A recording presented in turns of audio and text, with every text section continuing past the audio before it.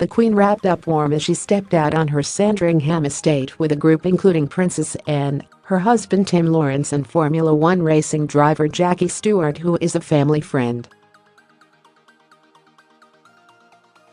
The monarch carried a walking stick as she crossed the muddy fields during the shoot. The 92-year-old kept the winter chill at bay with a long coat which she wore with her hood up and a headscarf underneath. The Queen herself was not seen with a gun, but she still appeared to enjoy the outing.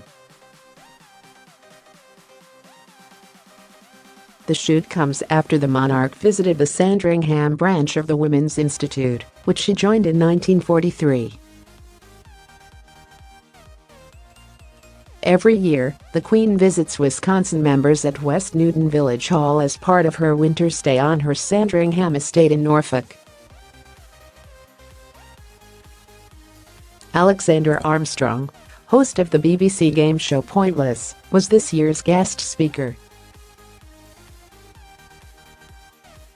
Mr Armstrong entertained the 31 Wisconsin members with a game of Pointless, which the Queen's team won. And the monarch delivered a speech at the event which has widely been interpreted as a veiled reference to Brexit. The Queen said, "Of course, every generation faces fresh challenges and opportunities. As we look for new answers in the modern age, I for one prefer the tried and tested recipes, like speaking well of each other and respecting different points of view, coming together to seek out the common ground, and never losing sight of the bigger picture." The Queen wore a blue coat complete with a glittering brooch for the meeting. Speaking afterwards, Vice President of the Sandringham, Wisconsin, Yvonne Browne said, "We've had a really lovely afternoon.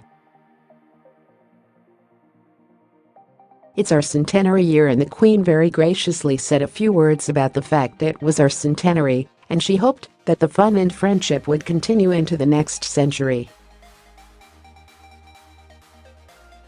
It comes after Prince Philip was involved in a crash near the Queen's Sandringham estate last week. The Duke of Edinburgh's Land Rover collided with a Kia carrying 2 women and a baby. The 2 women required hospital treatment, but the baby was unharmed, and Philip also escaped without injuries.